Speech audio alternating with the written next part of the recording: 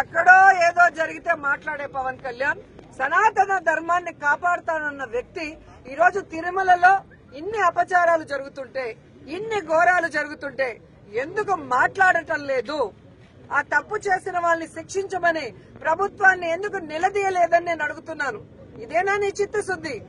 నీకు నీ అన్నకి పదవులు ఇచ్చేసి ప్యాకేజీలు ఇచ్చేస్తే నీ నోరు పెగలదాన్ని నేను అడుగుతున్నాను.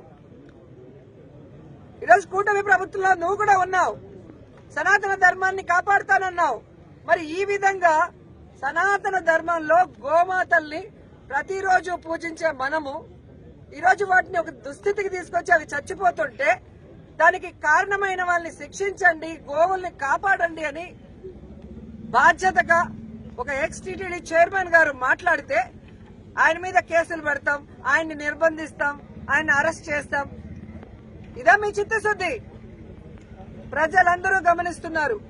కలియుగ దైవం వెంకటేశ్వర స్వామితో పెట్టుకుంటే ఎలా ఉంటుందో ఆల్రెడీ చంద్రబాబు నాయుడుకి తెలుసు. పవన్ కళ్యాణ్ కూడా ఈ మధ్యలో కొంచెం రుచి చూశాడు. కాబట్టి ఎప్పుడు దేవుడితో పెట్టుకోవద్దండి, దేవుడి విషయంలో అపచారాలు చేయొద్దండి. నిజంగా తిరుమల విషయంలో ఎవరు తప్పు చేసినా, ఎంత పెద్దవాళ్లైనా కేసులు పెట్టండి, జైల్లో పెట్టండి, శిక్షించండి. అంతేగాని జరుగుతున్న వాటిని నిరూపించిన వ్యక్తిని ఈ విధంగా తప్పుడు కేసులు పెడతామని నిర్బంధించి భయపెడితే ఎవ్వరు కూడా ఇక్కడ భయపడే పరిస్థితి లేదు అని కూడా ఈ సందర్భంగా తెలియజేసుకుంటూ ఇప్పటికీ అదే మాట మీద ఉన్నాం.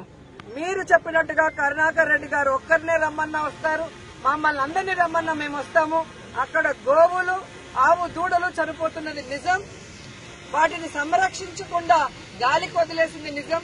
వాటిని సంరక్షించాలి, ఆ గోవుల మరణానికి కారణమైన వాళ్ళని శిక్షించాలి, అరెస్ట్ చేయాలని కూడా డిమాండ్ చేస్తున్నాం. అదే చెప్తున్నాను కదా, వచ్చి ఆయన కూటమి ప్రభుత్వాన్ని నిలబెట్టాను అన్నాడు కదా, ఆ ప్రభుత్వం చేసే తప్పుల్లో భాగస్వామ్యం పవన్ కళ్యాణ్ కూడా ఉంది.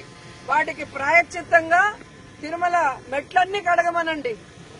ఆ రోజు కడిగాడు కదా, తిరుమల లడ్డూలో ఏదో జరిగిందని అబద్దాలు వీళ్ళే చెప్పి వెళ్లి దుర్గమ్మ మెట్లు కడిగారు కదా. ఇప్పుడు ఇక్కడ ఎన్ని జరిగాయి కదా, కొండ మీద మర్డర్ జరిగింది, చెప్పులు వేసుకొని తిరుగుతున్నారు, డ్రోన్ కెమెరాలు తిరుగుతున్నాయి, బిర్యానీలు అమ్ముతున్నారు, గంజాయి అమ్ముతున్నారు, గోవులు చనిపోతున్నాయి.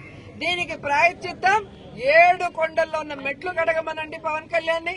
తప్పు చేసిన పాలక మండలిని అలాగే అధికారులని శిక్షించమని కూడా డిమాండ్ చేస్తున్నాం. Subscribe to Social TV Telugu for more videos. Hit the bell icon for faster updates.